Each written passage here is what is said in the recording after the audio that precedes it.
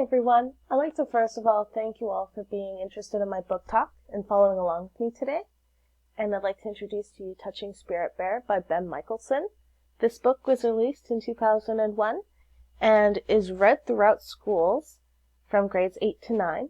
I myself read this book in grade 9 and I enjoyed it so much that I am touching back on it today.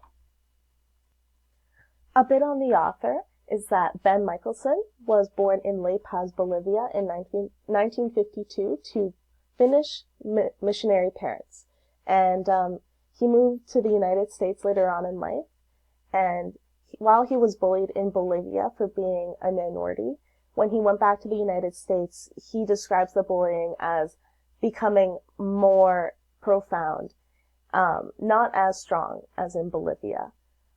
His writing really focuses on bullying and also relationships with animals. As you can see, he has a pet bear in this picture right here.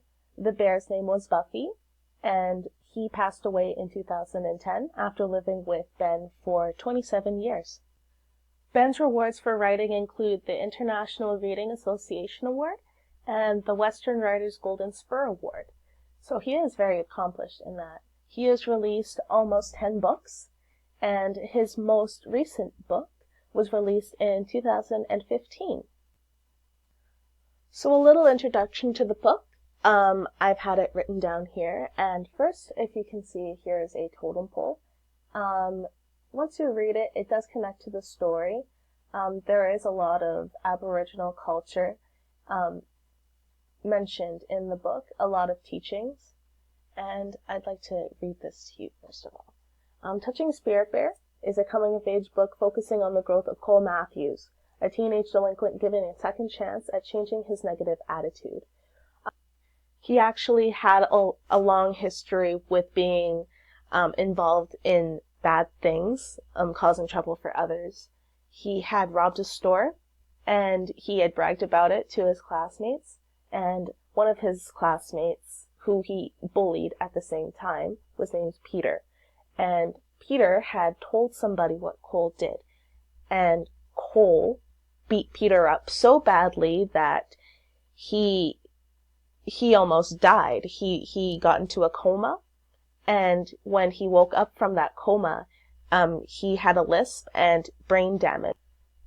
Peter's parents were very affirmative in their affirmation to try Cole as an adult, because they felt that he was responsible for nearly killing their son and his future as a disabled person. With the use of circle justice, they later came to the conclusion that trying as an adult would not be necessary, and they instead took Cole away from his wealthy lifestyle in Minneapolis to a remote Alaskan island. Cole's sentence was to live on this island for a year and learn to live off the land and learn lessons of survival and respect from his fellow Tlingit leaders.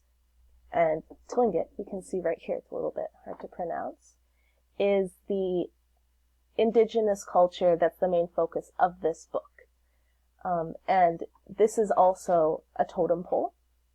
The totem pole plays a very significant role in the book as well.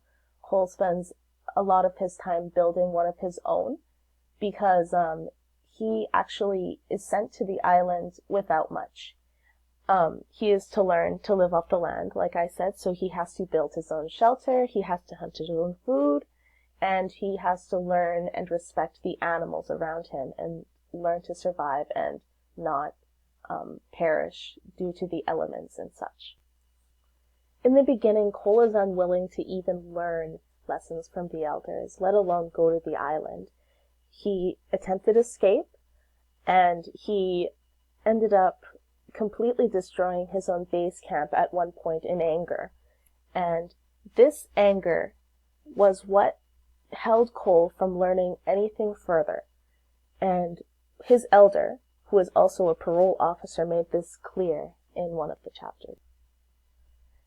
They were truly adamant in that Cole would not learn anything until he had his own epiphany, and his epiphany would not come in the form of anything he would expect. it could have come in the form of anything, really. But for Cole, he believed his epiphany came in the form of the spirit bear, which is, to the Aboriginal people, a legend, but as we know it as the Coyote bear. The bear itself plays a huge role in helping Cole move on. Although the bear nearly killed him, Cole, at the very end, learned to respect the bear and his surroundings on the island, and successfully came out of his experience with a very good outlook on life. I chose this book because I enjoyed the aspect of change and changing oneself.